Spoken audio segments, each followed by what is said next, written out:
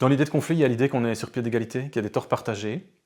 Dans le harcèlement, justement, les gens ils ont appelé ça harcèlement pour dire que ce n'est pas juste un simple conflit, c'est un conflit où il y a un déséquilibre dans le rapport de force. Il y a une non-réciprocité, et c'est ça qui est inquiétant dans le harcèlement. Donc traiter une situation de harcèlement comme si les gens étaient sur le même pied, ça risque de tomber à côté et de ne pas résoudre la situation et d'enfoncer la victime. Donc là, il y a vraiment à être attentif.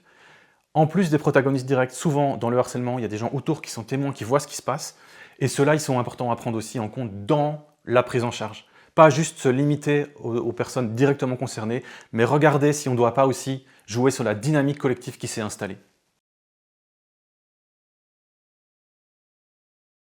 Filles-garçons, donc même prévalence dans la victimisation, mais par contre on voit qu'il y a des nuances dans les formes. C'est-à-dire que, par exemple, il y a des formes de harcèlement comme des formes plus de rumeurs, d'exclusion sociale qui sont parfois un peu plus présentes chez les filles. Chez les garçons, on va avoir un peu plus de violence physique, de coups qui vont se perdre ou qui vont être intentionnels. Donc voilà, les formes, ça peut prendre des nuances et à l'adolescence, on va avoir des différences aussi au niveau du harcèlement sexuel qui vont apparaître.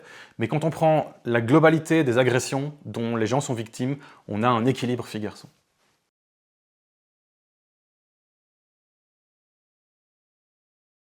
Alors on pourrait penser que l'origine sociale ou l'origine ethnique des élèves va jouer un rôle dans qui est auteur ou qui est victime.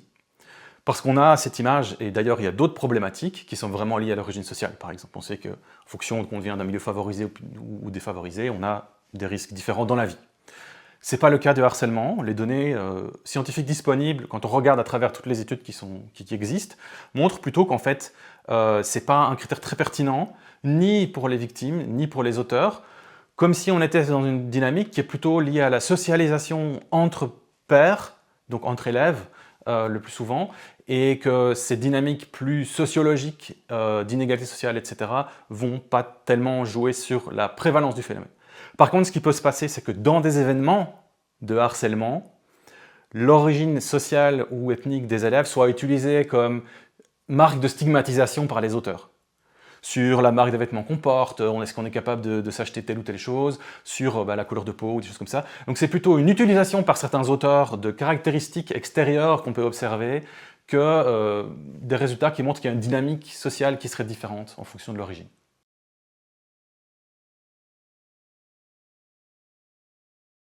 Est-ce qu'il y a des grosses différences de risque de harcèlement en fonction de la classe dans laquelle on est ou de l'école dans laquelle on est? C'est une question très importante parce qu'elle a des implications pratiques, notamment en termes de politique de prévention.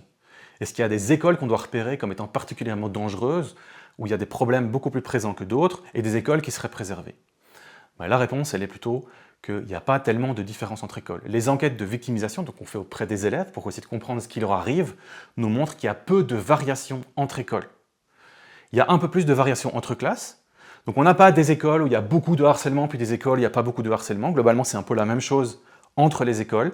Par contre, au sein d'une même école, on a des classes où la problématique est un peu plus présente que dans d'autres. Et donc là, la question, elle est d'où ça vient, mais voilà, on peut se poser des questions là-dessus.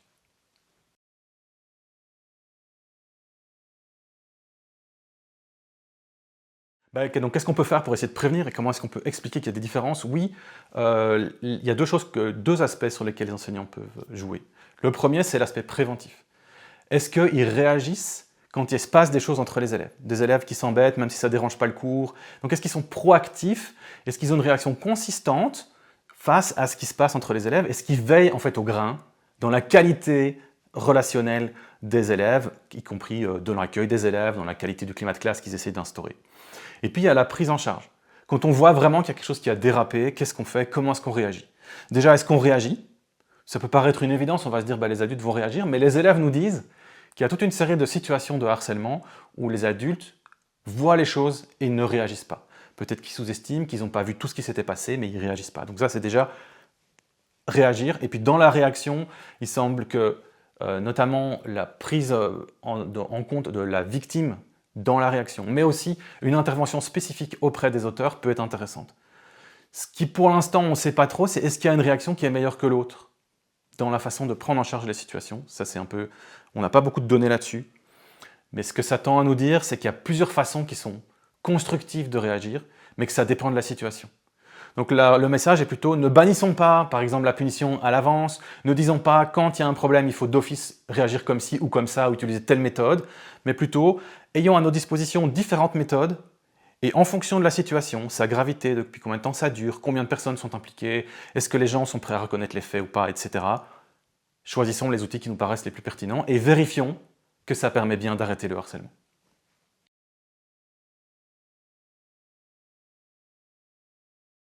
Est-ce que les enseignants pourraient quelque part créer un climat de classe qui est propice au harcèlement? C'est une question redoutable. On a quelques éléments de réponse il semble qu'il y ait plus de harcèlement dans les classes où les enseignants mettent plus l'accent sur la compétition et la comparaison entre les élèves.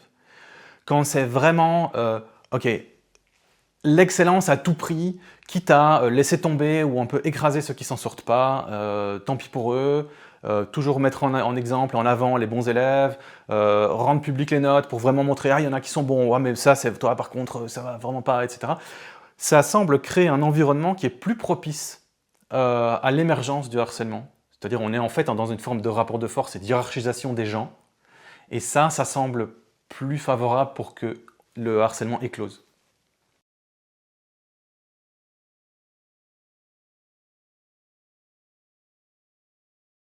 Donc à nouveau, il y a des aspects qu'on peut faire en préventif et puis des aspects réactifs. Et c'est vraiment complémentaire. Ça, les travaux de recherche qui essayent d'évaluer des interventions montrent que c'est pas d'un côté on fait de la prévention puis tout va bien, de l'autre côté on est des gros méchants, on doit intervenir pour sanctionner si on veut quand ça va pas.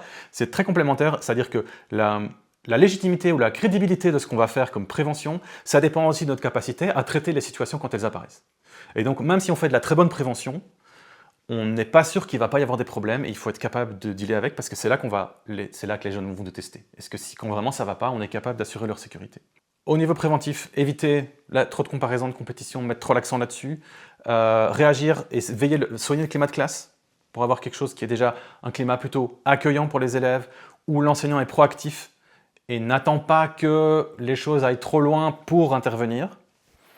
Au niveau des réactions, écouter les élèves, écouter les familles si jamais elles viennent se confier. Donc en amont aussi, avoir informé les familles, montrer qu'on se préoccupe de ça. Quel est le canal de communication à privilégier?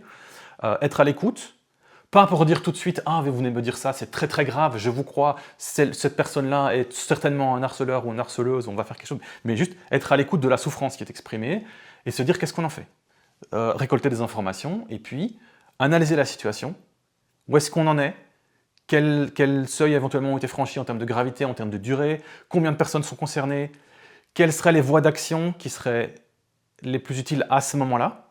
Et puiser dans notre boîte à outils pour se dire « Ok, on va plutôt choisir telle ou telle chose. » C'est une situation qui peut être très forte émotionnellement, y compris pour les enseignants. Donc, avoir une personne ressource au moins ou une équipe sur laquelle on peut s'appuyer.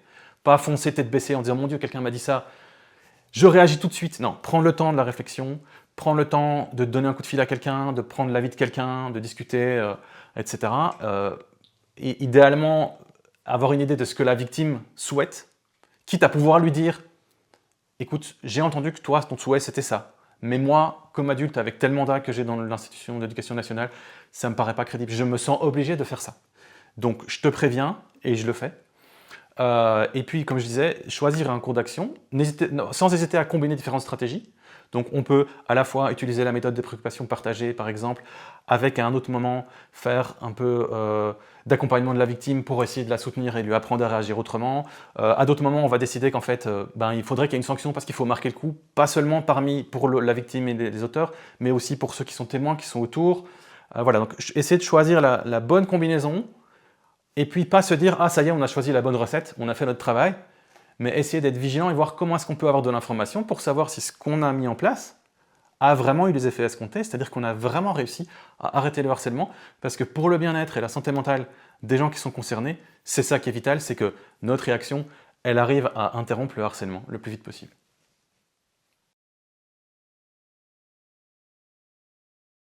La réaction, elle peut cibler différents protagonistes, puisqu'on a vu qu'il y avait les victimes, il y avait les auteurs, et puis il y a les gens qui sont autour. En fait, quand on réagit, on peut cibler la victime, on peut essayer de soutenir la victime déjà pour qu'elle se sente mieux, et puis on peut essayer de lui apprendre à réagir autrement. On peut cibler les auteurs, on peut soit les sanctionner, mais on peut aussi voir avec eux comment est-ce qu'ils pourraient réparer, qu'est-ce qu'ils pourraient faire de positif pour essayer de résoudre la situation. Et on peut travailler avec les gens qui sont autour, les témoins, en essayant de les mobiliser. Donc par exemple, la méthode de préoccupation partagée, c'est ça qu'elle essaye de faire. Elle essaye de mobiliser les élèves autour, en disant on est inquiet parce qu'on pense qu'il y a quelqu'un qui ne va pas bien, qu'est-ce que vous pourriez faire pour aider cette personne? Donc on va impliquer les gens, l'entourage. Ça, c'est les 3 stratégies. Chaque fois, on voit qu'on peut le faire de façon différente avec différents protagonistes. Est-ce qu'il y a une meilleure façon de faire que d'autres? Aujourd'hui, on ne sait pas. On n'a pas les données qui nous disent « ouais, quand on fait ça, ça marche à tous les coups, quand on fait ça, ça ne marche pas ». Les données nous disent plutôt « en fait, chaque stratégie, il y a des fois où ça marche, il y a des fois où ça ne marche pas ». Ce qui veut dire que le message serait plutôt « ok, il faut revenir à notre regard sur la situation. Qu'est-ce qu'on comprend de la situation? Quel est l'avis de la victime? Est-ce qu'on a pris conseil après de quelqu'un? Et en fonction de ce qu'on comprend de la situation, on va choisir dans cette palette de réactions la combinaison qui nous paraît pertinente dans cette situation-là. » Mais c'est pas tout, parce que c'est pas juste se dire « ok, on a choisi la bonne option ». Après, l'enjeu, comme on n'est pas sûr que ça va marcher et que c'est l'option à prendre, c'est quand même s'assurer après avec un suivi qu'on a bien réussi à ce que le harcèlement diminue ou s'arrête, parce que c'est ça qui est la clé pour la victime. Donc la prévention, on peut la faire au niveau de l'ensemble de l'équipe. C'est important et c'est très utile de se mettre ensemble. Là, il y a une chose qui est intéressante à savoir, c'est que les évaluations qu'on a aujourd'hui des actions de prévention au niveau des écoles montrent que c'est essentiel d'avoir une prévention spécifique. Si on veut réduire le harcèlement à l'école, il faut une prévention qui ne soit pas juste « ah, on va améliorer le climat de notre école ». Ah, on va faire des locaux plus jolis, plus accueillants, on va faire des activités chouettes entre les élèves. C'est bien, mais si on n'a pas aussi une prévention qui est spécifiquement orientée sur le harcèlement, c'est quoi le harcèlement, comment on peut faire quand on est témoin, comment est-ce qu'on peut réagir, qu'est-ce que les adultes vont faire et qui sont les personnes clés pour ça, on n'a pas d'effet de réduction du harcèlement. Donc c'est vraiment, là le message pour l'instant il est aujourd'hui, si vous faites de la prévention, c'est bien de faire de la prévention générale, mais il faut aussi faire de la prévention spécifiquement sur la question du harcèlement, en plus, si vous voulez que le harcèlement diminue. Ça c'est au niveau des équipes.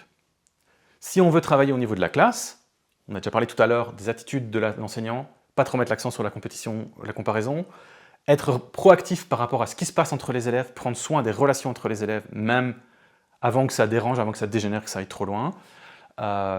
Et puis après, on peut mettre en place justement des actions plus spécifiques, on peut faire des activités dans la classe pour que les élèves apprennent à se connaître autrement, qu'ils apprennent à développer des compétences, notamment quand on n'est pas d'accord, quand on est en conflit avec quelqu'un, voilà, comment est-ce qu'on fait pour faire autrement qu'avec de l'agression ou de la violence, mais comment aussi on peut prendre une place positive dans le groupe, donc donner des responsabilités aux élèves, et des choses comme ça, qu'ils aient des rôles actifs et positifs qu'ils puissent prendre, parce que les auteurs de harcèlement, une des hypothèses qui existe dans la littérature, c'est qu'ils font ça pour avoir un statut, pour avoir une place et une réputation dans le groupe. Et donc donner aux élèves des occasions d'avoir d'autres façons d'avoir un bon statut, d'avoir une bonne réputation dans le groupe, ça peut être intéressant aussi. Et puis utiliser aussi les pairs dans des activités collectives. La majorité des élèves sont plutôt prosociaux, collaboratifs, etc. C'est tout ce que les études montrent tout le temps. Et donc, faire des activités où les élèves qu'on a repérés comme étant peut-être un peu plus agressifs, un peu plus en opposition avec l'école, peuvent avoir des interactions constructives avec des élèves qui sont plus prosociaux, plus collaboratifs. Ça peut aider aussi à créer un climat de classe qui est plus positif.